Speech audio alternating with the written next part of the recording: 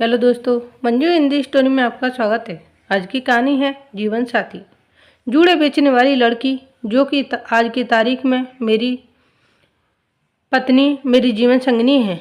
मुझे वह शादी से पहले ही पसंद थी। वह बिल्कुल मेरी ऑफिस के सामने वाली सड़क के किनारे फुटपाथ पर अपने टोकरे में विभिन्न तरह के जूड़े रखकर बेचा करती थी। वह यह सारे जूड़े खुद ही अपने हाथ से गूंथते थी। वह देखने में काफ़ी सीधी और सरल थी। उसका रंग सांवला बेशक था, लेकिन उसके शरीर की बनावट का आकर्षण किसी गोरी लड़की के आकर्षण को भी फीका कर दे ऐसा था। उस पर बिना मेकअप की सुंदरता कुछ और निखर कर आ रही थी।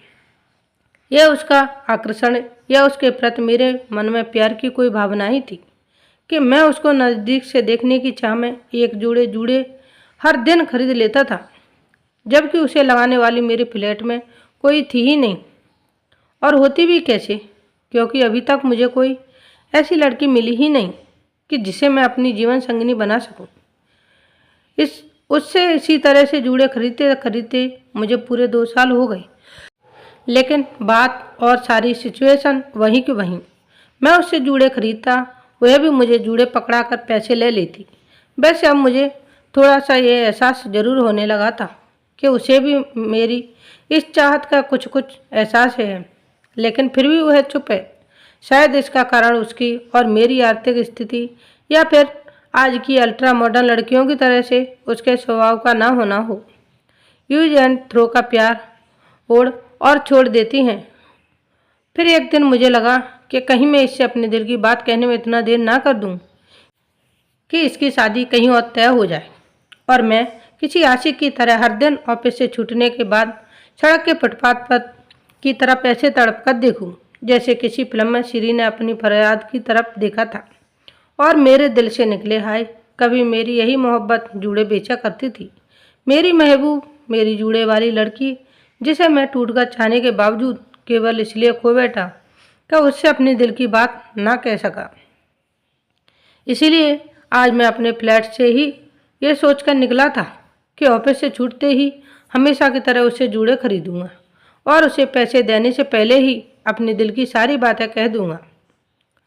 फिर मैं ऑफिस से छूटते ही फुटपाथ की तरफ चल पड़ा, लेकिन आज न जाने क्यों मेरे पांव थोड़े से लरज रहे थे। माथे पर पसीने की कुछ एक बूंदें भी चमक रही थीं। शायद ऐसा इसलिए था कि मैं एक लड़की से अपनी दिल की ही बात नहीं बल्कि ज़िंदगी की बात करने जा रहा था, जहाँ शादी जैसा बड़ा निर्णय था। जैसे ही उसके पास पहुँचा तो मुझे वह भी किसी ख्याल में खोई हुई सी दिखी। अगर ऐसा ना होता तो वह मेरे 3-4 बार बुलाने पर कम से कम कुछ तो जवाब देती, लेकिन फिर भी जब वह नहीं बोली तो मैंने उसकी आंखों के सामने अपना हाथ हिलाया तो वह अचानक से चौंक गई। फिर कुछ देर बाद वह खुद को सामान्य कर बोली, कहिए बाबू, मैं आपको कौन सा जूड़ा दूं? इतना पूछने के बाद वह अपनी टोकरी में रखे हुए जूड़े को इधर उधर करने लगी। उसका अपनी टोकरी को जूड़ा का दर दर करना यूँ लग रहा था जैसे वह खुद को बहकाने का प्रयास कर रही हो। फिर मैंने उससे एक जोड़े जूड़े देने को कहा। उसने जैसे ही जूड़े मेरे हाथ में रखा, मैंने झट वैसे ही उसके जूड़े देने वाले दोनों हाथों को थाम लिया और वह मेरी इस तरह की हरकत पर अचानक से चौंक गई। शायद उसे मुझसे इस तरह की हरकत करने की उम्मीद नहीं थी। तभी तो मेरी इस हरकत पर उसके हाथ कांपने लगे और उसकी पूरी हथेली पसीने से भीग गई। लेकिन मैंने उस तरफ बिना कोई ध्यान दिए ही उससे कहा कि शायद तुम नहीं जानती कि मेरी शादी नहीं हुई है। वह तो एक दिन यूं ही फुटपाथ पर तुम्हें जूड़े बेचते हुए देखा, तो फिर वह देखना ना जाने कब मेरी चाहत में बदल गया और मैं तुम्हें करीब से देखने के चक्कर में हर रोज़ एक जोड़ी जूड़े खरीदने लगा। वैसे क्या तुम मेरी जीवन संगिनी बनोगी?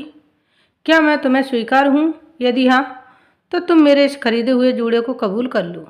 फिर वह मेरे हाथों से जूड़े को पकड़ते हुए बोली कि मैं जानती हूँ बाबू कि आप मुझसे पिछले 2 बरस से प्यार करते हैं और यह जूड़े भी आप मुझसे केवल मुझे करीब से देखने के लिए खरीदते हैं। लेकिन मैं यह सब जानने और समझने के बावजूद भी अनजान बनी रहती थी, क्योंकि आप कहाँ और मैं कहाँ। फिर मेरा आगे पीछे सोचने वाला भी तो कोई नहीं। मैं बिना माँ बाप के पली बड़ी एक अनाथ लड़की हूँ। उसके मुँह से ये सब बात सुनकर मेरी आँख भी भीग गई और मैंने उससे कहा कि मैंने ये सोचकर तुमसे प्यार नहीं किया कि तुम अनाथ हो। बस तुम केवल ये बताओ कि क्या तुम्हें मेरा ये प्यार स्वीकार है या नहीं।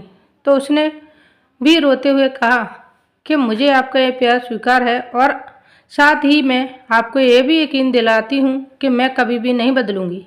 आपकी जीवन संगिनी बनकर मैं हमेशा आपके प्यार के इस जूड़े को अपने बालों में लगाए रखूंगी, ताकि आपकी आंखों में हमेशा दिखती रहे आपको ये जूड़े बेचने वाली लड़की। आज की कहानी यहीं समाप्त होती है। मिलते हैं नई स्टोरी वीडियो के साथ।